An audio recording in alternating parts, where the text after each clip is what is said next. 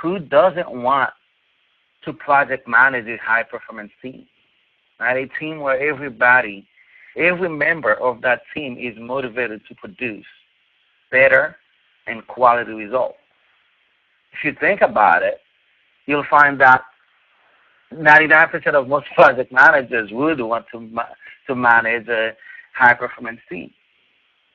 Now, what if every member of your team was highly motivated to deliver results? How would that affect you as the leader of the team? And think about it. How would that affect you as the leader of the team? The results that you get as a team, how would that affect you? And when we project manage, we always think about how we deliver the products, the deliverables that we have to get our clients to sign off on, making sure that it was done to requirement on the budget, all the constraints that a project manager has to live by. But really, in the end, whose responsibility is it to make sure that all the right conditions are in place to actually have better quality results, to have that high performance team? And so today really is the introduction to this series that is going to last just about 2 months, and it will culminate into a live seminar right here in New York City. But I will also put on a 5 to 7 week webinar and workshop, virtual workshop, going through content I think is going to just raise your leadership effectiveness to a higher level. But this tonight again is a beginning to that, and I hope you came in with an open heart. You're ready to learn, and some of the things I say tonight you might have already known, but some of the things that I'll be saying you'll hear them in a different context. And so keep an open heart, and if I'm challenging any way of thinking that you abide by tonight, just see it as a way, as you being in a position to grow. And so really just a little bit about me. I've been working as a management consultant for the past 12 plus years for clients such as JP Morgan Chase, Bank of New York Mellon, and several other Fortune 500 companies, and also New York City Mayor's Office, civil projects there. I'm also a certified project manager with PMI and a certified John Maxwell trainer, speaker, and coach. You can go take a look on my website on this recording after we're done, just so you can learn a little bit more about me. But I just want to get started tonight in sharing some of the insights that I do want you to get out of tonight's session. So my goal tonight really is to raise awareness, share practical insight that you can start applying right away. And we'll also explore the 4 dimensions, because I believe this is key to having a project team that perform at a high level. And yes, you can feel free to quote anything that you hear on this webinar tonight on social media, Twitter. My Twitter handle is at the bottom of your screen right now, so feel free to do that. Okay, so let's get started with this quote, which I think speaks volume to our job as project managers. And Michael Clark said this: "Today's project managers are dazzled by the ability of software to beautify and present their plans in so many ways that they lose sight of their primary responsibility, and that is to lead." I hope you really take this in, because many project managers, when they get hired, all they think about is, I need to put the plan together. I need to put it in the Microsoft Project or whatever tool that they're using to track and develop the project plan. But then they forget the primary responsibility as the project manager is to lead the team. And so they tend to sit behind the computer all day and not do much. And so really, our goal as project managers is to deliver results or to make them better. All right? We need to improve our results as project managers. I can't think of any project manager who does not want to improve results. And frankly, as project managers, we are under such pressure to produce more with less. We have to start working smarter as opposed to working harder. I mean, because we're getting more responsibility and we're being asked to deliver more and better results while the resources that we have are not enough to get the job done. See, you know what I'm talking about. And I mean, one of the challenges that we all face is we go to work, the teams are not motivated to work and do and perform at a high level, and so we as the team leaders, project managers, we tend to work a lot harder ourselves to deliver results. But what ends up happening is we tend to lose our sanity over it. Man, I'm sure you'll agree that too much stress is not good for your health and your relationships. And so my goal tonight is to help you through that and help you understand. But really, we wish we had more time and more money every time we're working on projects to do things. But the important thing, as I said earlier, is the sanity piece, right? We want to do all of this within that set time frame and with that amount of money that's been allocated for the project while keeping our lifestyle. I mean, I don't know who can say they have a lifestyle when they go to the office at 8 o'clock in the morning and leave at 8, 9 o'clock at night. I don't know what kind of lifestyle that is, but to me, that is not a lifestyle I would subscribe to.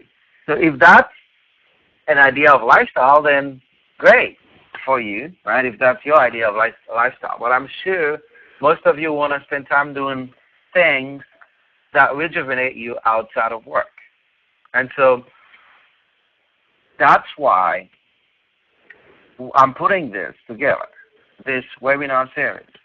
So, because project managers are working so much harder, putting so much more hours at work, in the end what ends up happening is the results they're getting are not matching the effort they put in.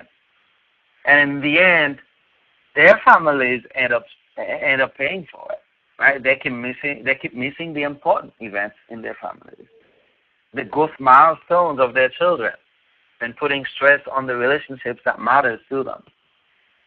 I mean, not too long ago, I believe it was 2010, my wife pointed out something to me, and I was shocked that she could actually see it, because she told me that you're really stressed out. I think this job is really stressing you out. And it was the first time she ever said that to me. And I know it was, but the fact that she could actually see it, that means it was affecting how I related to her. And so the minute you start seeing the stress at work affecting your family, then it's probably time to make a change. And so before we go further, though, I also want to cover this, and I think you'll agree with me with this definition of project management. Project management is about delivering results through people. And let me say it again. Project management is about delivering results through people. Right? You could use the processes, you use the systems, but you need to deliver through people.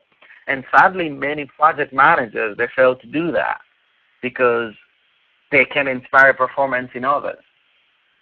And so the friction and the frustration that we experience as project managers and project leaders comes down to one thing, right? It's how we as leaders implement the principles in the 4 dimensions.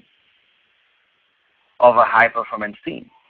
I mean, you can improve your result, right? If you want to, you definitely can. But you've got to set the intention to do so. I mean, many people don't really do that. And if you don't do it for your own sanity, if you don't do it for, for the project or for the outcome that you would be proud of, do it for your own sanity. Because working longer hours will affect you, your health, and your family, and you do not want that. So, now, as I said earlier, everyone wants to improve results, right? The project team, the project champion, everybody, the project manager wants to improve results. Everyone in the team wants to improve results. So if the leader of the team wants to improve results, then he's thinking about the 4 dimensions and how he can use the principles and techniques within the 4 dimensions of a high-performance team to inspire performance in each team member. And if they're not aware of those principles and they don't value others, then there's a tendency to think that the way to improve results is to work harder yourself and then tell everybody else to do the same. So the leader with no understanding of the 4 dimensions work harder themselves. And then look what happens. Right? They work 20% harder or 30% harder, and what does that do to the overall effort of the team? It goes up very little, doesn't it? And really, it makes a big difference to the leader, the spouse, and the family, while it makes very little difference to anything else. And so the leader, though, who realizes that if they could just get another 10% out of everybody in the team, then it adds up to far more than they can contribute themselves, and then they don't get divorced. So project leadership, again, is delivering results to people. So, and leadership is influence. So it's really more about others and the people on the team and how we can get them to work together to influence, as opposed to just our position as project managers. And we'll cover this later on today. We, as project managers, work in matrix organizations all the time, where we don't have the formal organizational power that comes with our position of being a project manager. We don't have the functional authority over our resources most of the time. And so we have to learn to work with what we've got, which is influence. And so we have to learn to wield that skill of influence and leadership that we have. But before we get into the four dimensions, let me quickly cover this. I think is key to why more project managers don't apply the 4 dimensions of a high-performing team. Number 1, I think, is the knowledge gap. Right? They don't know how. They don't know how to create this environment, if an environment where all the 4 dimensions are in play. But today, I'm here to tell you, don't let that lack of knowledge keep you from developing a high-performing team, because the resources are out there, right? They are there if you take the time to look for them. You just have to know they are there and be aware that you need to create that high-performance team. And then we have the timing gap, right? It's really, the timing gap says it's really not the right time to begin. I mean, American politician Frank Clark said, what great accomplishments we'd have in the world if everybody had done what they intended to do. And most people don't act as quickly as they should on things. And as a matter of fact, if you don't start applying anything we're talking about today within the next week or so, you'll find yourself subject to the law of diminishing intent, which says the longer you wait to do something you know you should do, now, the greater the odds that you will never actually do it. And so you need to become intentional about creating a high-performance team and then take action. Take action today, this week. Don't wait and say, well, now is not the right time. If now is not the right time, when will it ever be the right time? Because the conditions will never be right. They'll never be 100% for you to start creating a high-performance team. And so let's move on to number 3, the perfection gap. And really that's where most people say, I have to find the best way before I start. They say, I have to find the best way to create a high-performance team before I start. But when we're presented with the idea of a high-performance team, what we often do is we go looking for the best way to do it, but we really have it backwards. Right? You'll never find the best way until you start. I mean, think about it. Right? You have to get started if you want to find the best way, and then you start adjusting along the way. It's really similar to driving on an unfamiliar road at night. Ideally, you'd like to be able to see the whole route before you begin, but you don't. Right? It just doesn't work that way. You see it progressively, and as you move forward, a little bit more of the word is revealed to you. As you move, a little bit more is revealed. As you move, a little bit more is revealed to you. And if you want to see more of the way, then what you want to do is start moving.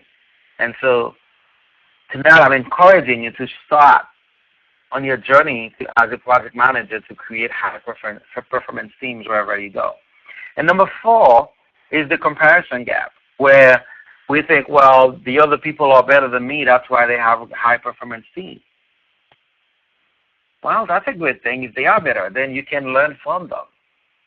I mean, one thing I've learned a few years ago is that there is always somebody better than you, and you're always going to be better than somebody else.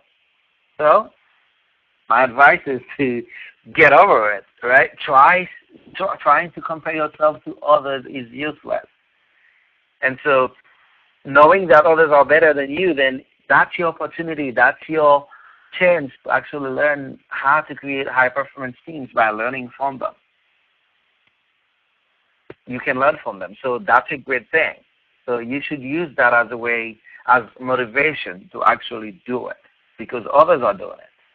And number 5, finally, is the expectation gap, where we say, hey, I thought it would be easier than this. Creating a high-performance team is not as easy if you don't function within the 4 dimensions. So really, me personally, I don't know of any successful people who think high performance and climbing to the top comes quickly or is easy, for that matter. It just doesn't happen. People create their own luck over time. How?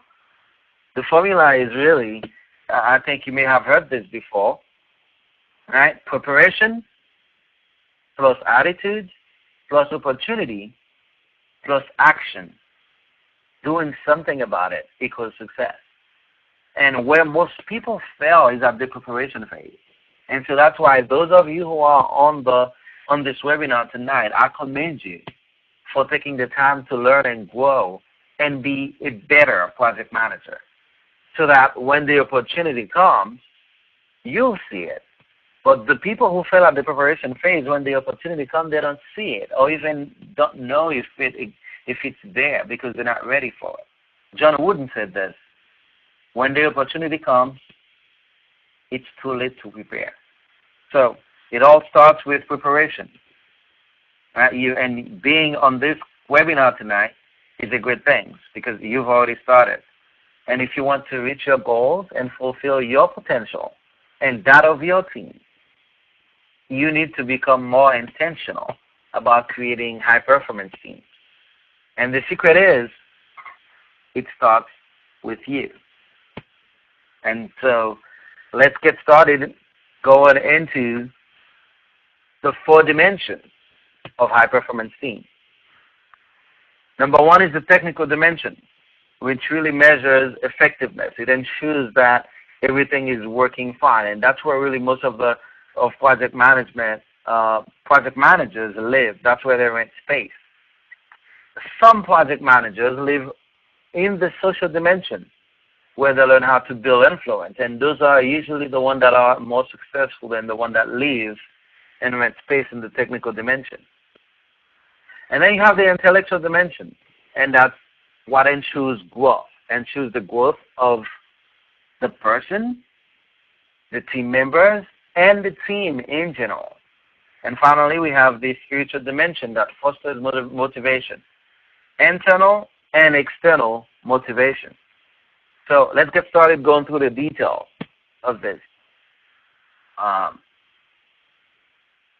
The technical dimension. And the technical dimension, as I said earlier, is where most project managers live. And really, that's where they talk about budgets, that's where they talk about return on investment, spreadsheets, project plans, monitoring and control, work breakdown structures. Really, that's where most project managers live. And that's the reason the PMBOK methodology exists, right? The other three dimensions, though, have more impact on the project than most project managers think. These dimensions allows you really to measure effectiveness, but it doesn't create it. Creating and measuring are not the same. And so the next dimension is what we call the social dimension. And this has to do with human relationships, right? How people are treated, communication, and leadership. Now, most people think that everyone on the team should be treated differently. That's what a lot of people want to believe, but really this is faulty thinking. We don't all value the same thing. Why should we all be treated the same? What is important to me may not be important to another. What excites me may not excite another. So as the project manager, the project leader, the important thing is to find out exactly what excites one person and what excites the other. That way you can treat them in a way that appeals to them. And I worked with a manager a few years ago that actually really had this. And my mentor, John Maxwell, has also taught me these three questions, and I've been using them a lot lately in terms of how I manage. And I still do project management. So I'm teaching this, I'm doing this, but I'm also hands-on project management. So I'm doing it as I do this, as I teach. And the three questions are really, do they trust you? Do your people trust you? And the second question is, do they know you can help them? And the third question is, do they know that you care for them? Because until your people can answer those three questions in a positive, then you cannot build influence with them. Those are your key questions to build influence. So that's your social dimension. Let's go to, sorry if I'm going a little fast, because I do want to, keep this really short and not keep you on the line too long, but I do also want you to get something out of it. So let's keep going. The intellectual dimension. And most people, most project managers do not pay attention to this at all, right? They leave this to the HR department in the development area. But really, this is where we talk about recognition of talent, use of talent, and then talent development, right? Recognition, development, and the use of talent of the people in the team. I mean, think about it. How many of you as project managers usually, when you start a project or when you start a team, take an inventory of the strength of each member on your team? How about their interest? Do you know what they are interested in doing? And what if you could couple their strengths with their interests? I know it may not always be possible, but what if you could do that? how much more motivated would the team member be in producing results for you as the project manager and for the team as a whole? And so this is just really to get you thinking and start you getting you ready for the next webinars that will, the upcoming webinars in this series, because those webinars will teach you how to navigate these 4 dimensions. But really, when you ignore the intellectual dimension, it leads to excessive turnovers, adversarial cultures, and you really have more conflict, right? It's better to not have it, but of course we have conflict management training, but you don't want to have more conflict than you can handle. And really this dimension is what ensures the growth of the team. The person has a goal. I was reading an article not too long ago. It says that in order for you to have one part of the goals that you need to set for the people on your team is learning goals. When you start them on a project, also have them come up with learning goals for themselves. That way they're not just doing something, but they're growing through it. So always making sure that the people on your team are growing, just as you are growing. And so, again, this ensures growth. So let's go to the 4th dimension of a project team, and that's the spiritual dimension. Finding meaning and purpose through the work that you're doing, right? Contribution and organizational integrity. And me personally, I love working and knowing that the end product I'm working to produce, will make an impact on somebody's life, making their lives better or help them interact with the company in a better way, help them have a better and more positive outlook, not just on their lives, but also their interaction with the company. And so I love to work on those kind of projects because they give me a sense of fulfillment, a sense that I'm doing something that matters. But really, how many times as project managers do we actually take this upon ourselves to make sure that our people understand what the work that they're doing is contributing to? Richard Barrett, who wrote the book Freeing the Corporate Soul, said from a research of about 2,500 employees that they did, and at the end the conclusion was that when employees find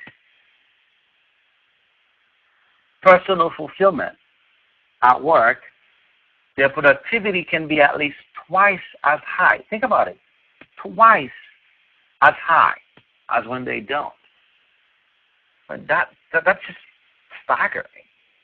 Twice as high when they find personal fulfillment at work. So why don't more project managers pay attention to this dimension, this spiritual dimension? But again, we all may have our answers and our ideas as to why they don't. But the thing to keep in mind is that when we don't operate within these 4 dimensions, then we leave a lot of things to chance. So to be optimally effective as project managers, we must work on improving all of the 4 dimensions. Right? To neglect one negatively impacts the rest. And so when a project team, an organization neglects any one of those 4 dimensions, the creative energies that could result in tremendous positive energy are instead used to fight against the organization. And then those negative energies become a restraining force to growth and productivity. And that's why we as the project leaders end up working more hours, because our people are not on the same page. And so, again, ignoring these will create negative force field resistance that pushes against the growth of effectiveness of the effectiveness of the team. So, if you apply those 4 dimensions,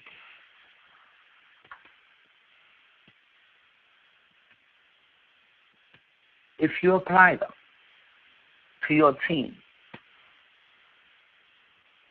then you can start saying goodbye to working late hours. And then you can start saying good morning to increased influence, improved results, a better lifestyle.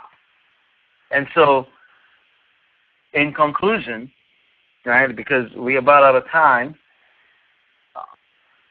I just hope that you now become more aware that these 4 dimensions exist in terms of when you're dealing with a project team, right?